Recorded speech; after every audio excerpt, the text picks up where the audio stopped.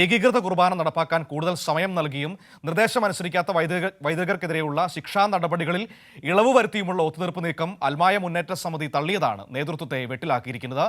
ഇരുവിഭാഗവും വിട്ടുവീഴ്ചയ്ക്ക് തയ്യാറാകാത്ത സാഹചര്യത്തിൽ കുർബാന തർക്കം വരും ദിവസങ്ങളിലും കൂടുതൽ സംഘർഷഭരിതമാകാനാണ് സാധ്യത. വിവരങ്ങളുമായി ഉമേഷാണ് കൊച്ചിയിൽ നിന്ന് നമ്മളോടൊപ്പം ചേരുന്നത്. നമുക്ക് നോക്കാം, ഈ കുർബാന തർക്കം ഉടനെ എങ്ങാനും അവസാനിക്കാൻ സാധ്യതയുണ്ടോ, എന്തെങ്കിലും ഒരു രമ്യമായ പരിഹാരത്തിന് വിദൂര സാധ്യതയെങ്കിലും തെളിയുന്നുണ്ടോ എന്ന്. Umesh, good morning.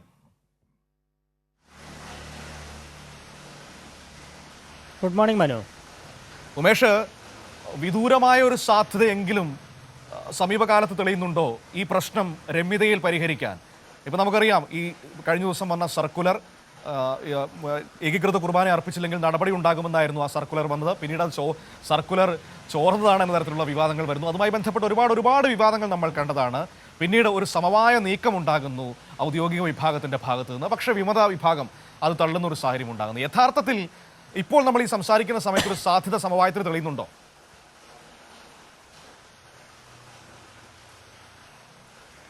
മനു, സമവായ സാധ്യത അകലെയാണ് എന്ന് തന്നെ പറയേണ്ടി വരും. ഇന്നലെ അവരുടെയൊക്കെ പ്രതികരണങ്ങളിൽ നിന്ന് അങ്ങനെയാണ് നമുക്ക് ബോധ്യപ്പെടുന്നത്. ഇതൊരു ഒത്തുതീർപ്പിലേക്ക് പോകുന്നു എന്ന ചില ധാരണകൾ വന്നെങ്കിലും അതെല്ലാം തെറ്റാണെന്ന് ഇന്നലത്തെ ചില പ്രതികരണത്തോടു കൂടി ബോധ്യപ്പെടുകയുണ്ടായി. കാരണം ഈ യഥാർത്ഥ പ്രശ്നം തുടങ്ങുന്നത് ഈ അടുത്ത മാസം 3-ാം തീയതി മുതൽ ഈ സിറോ മലബാർ സഭയ്ക്ക് കീഴിലെ മുഴുവൻ പള്ളികളിലും ഏകീകൃത കുർബാന നടപ്പാക്കണം എന്ന കർശന നിർദ്ദേശം ഒരു സർക്കുലറായി major arch bishop Raphael Thattil പുറത്തിറക്കുകയാണ്. ഇതേ തുടർന്ന് വലിയ പ്രതിഷേധം അന്ന് തന്നെ ഉണ്ടായി. ഈ സർക്കുലർ കത്തിച്ചൊക്കെയാണ് ഒരു വിഭാഗം വിശ്വാസികൾ പ്രതിഷേധിച്ചത്. വൈദികരും അവർക്കൊപ്പം ഉണ്ടായിരുന്നു എന്നുള്ളതാണ് എടുത്തു പറയേണ്ടത്. അതുമായി ബന്ധപ്പെട്ട് ഉണ്ടായ പ്രതിസന്ധി പരിഹരിക്കാനായി ഓൺലൈനായി ഒരു സിനഡ് യോഗം അവർ ചേരുകയുണ്ടായി. ഈ സിനഡ് ചേർന്ന് കഴിഞ്ഞ് ആദ്യത്തെ മണിക്കൂറുകളിലൊന്നും എന്താണ് ഇവരുടെ തീരുമാനം എന്നത് സംബന്ധിച്ച് പുറത്തു വന്നിരുന്നില്ല. ഏവരും അതിനുവേണ്ടി ഉറ്റുനോക്കുകയായിരുന്നു. ഈ സിനഡിലെ തീരുമാനം വളരെ നിർണായകമാകും, ആർക്ക് അനുകൂലമായാണ്, അല്ലെങ്കിൽ എന്താണ് ഒരു സമവായ സാധ്യതയായി സിനഡ് കാണുന്നത് എന്നൊക്കെയായിരുന്നു ഉറ്റുനോക്കിയിരുന്നത്. അതിനുശേഷം ഒരു തീരുമാനം എന്നുള്ള നിലയിൽ കഴിഞ്ഞ ദിവസം ഈ സിനഡിന് ശേഷം എന്ന നിലയിൽ ഒരു സർക്കുലർ പുറത്തു വന്നു.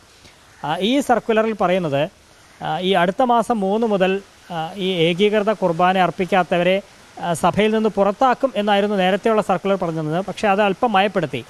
പുറത്താക്കുന്നില്ല, അത്ര പെട്ടെന്ന് അങ്ങനെ ഒരു നടപടിയിലേക്ക് പോകുന്നില്ല. പക്ഷേ ഒരു കണ്ടീഷൻ അവർ വെക്കുകയാണ്. അതായത് ഈ ജൂലൈ 3 മുതൽ ഉള്ള ഞായറാഴ്ചകളിലും ഒപ്പം വിശേഷ ദിവസങ്ങളിലും ഈ കുർബാനകളിൽ ഒന്ന് ഏകീകൃത കുർബാനയായി നടത്തണം. ബാക്കി ജനാഭിമുഖ കുർബാനയാകാം, പക്ഷേ ഒരെണ്ണം ഏകീകൃത കുർബാനയായി തന്നെ നടത്തണം എന്ന് മാത്രമല്ല, അതൊരു ചെറിയ കാലത്തേക്കാണ് ആ ഒരു ഇളവ്.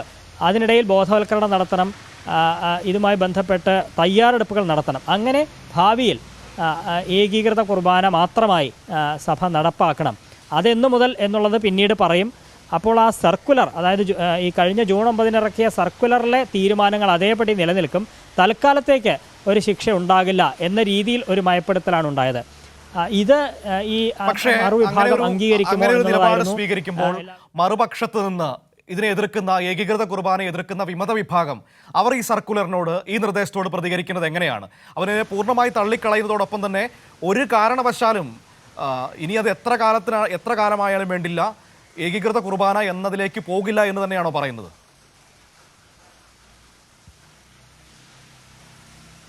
അതെ, അങ്ങനെ തന്നെയാണ്. ആ കർശന നിലപാടാണ് അവർ ഇന്നലെയും പറഞ്ഞത് എന്നുള്ളതാണ്.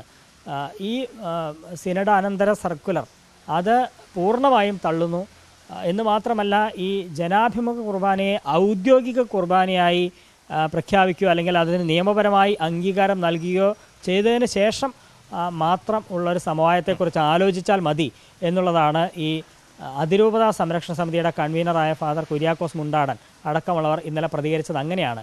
അതായത് ഒരു കാരണവശാലും ഏകീകൃത കുർബാന മാത്രമായി നടപ്പാക്കാൻ കഴിയില്ല, ആ നിർദ്ദേശത്തോട് ഒരു കാരണവശാലും അംഗീകരിക്കാൻ കഴിയില്ല. ഇതുമായി ബന്ധപ്പെട്ട കാര്യങ്ങൾ അവർ സ്വന്തം നിലയിൽ വത്തിക്കാനെ ബോധ്യപ്പെടുത്തിയതാണ്.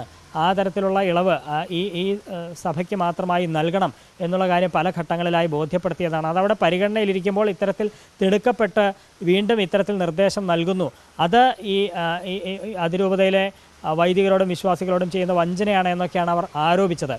അതേസമയം തന്നെ ഈ സഭാ സംരക്ഷണ സമിതി എന്ന മറുവിഭാഗമുണ്ട്. അതായത് ഈ സിനഡ് നിർദ്ദേശിച്ച തീരുമാനങ്ങൾ അതേപടി നടപ്പാക്കുക തന്നെ വേണം. അതിനെതിരെ നിൽക്കുന്നവർ ആരാണോ അവരെല്ലാം പുറത്താക്കണം. അത് വൈദികരായാലും ശരി, ബിഷപ്പുമാരായാലും ശരി. ഈ സിനഡിൽ 5 മെത്രാന്മാർ ഈ അതിരൂപതയ്ക്കൊപ്പം ഉള്ള നിലപാടാണ് സ്വീകരിച്ചത്. അതായത് തിടുക്കപ്പെട്ട ഈ ഒരു തീരുമാനം നടപ്പാക്കരുത്, സഭയ്ക്ക് പുറത്താക്കരുതെന്ന തീരുമാനത്തോടൊപ്പമാണ് 5 ബിഷപ്പുമാർ എന്നത്. ആ ബിഷപ്പുമാരെയാണ് ആദ്യം പുറത്താക്കേണ്ടതെന്ന കർശന നിലപാടുമായി മറുവിഭാഗവും രംഗത്തെത്തിയിട്ടുണ്ട്. ഇങ്ങനെ ഇരു കൂട്ടരും അവരവരുടെ നിലപാടുകൾ ഉറച്ചു നിൽക്കുന്ന ഒരു സാഹചര്യമാണത് ഇപ്പോൾ നമ്മൾ ഈ സംസാരിക്കുന്ന സമയത്തും ഉള്ളത്.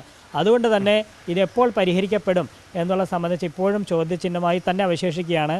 അടുത്ത 3-ാം തീയതി മുതൽ, ആ ഞായറാഴ്ച മുതൽ, 3-ാം തീയതിക്ക് ശേഷമുള്ള ഞായറാഴ്ചകൾ മുതൽ ഇതുമായി ബന്ധപ്പെട്ട വിഷയങ്ങൾ ശക്തമായ പ്രതിഷേധത്തിലേക്ക് പോകും എന്നുള്ള കാര്യം ഏതാണ്ട് ഉറപ്പായിട്ടുണ്ട്. മനു.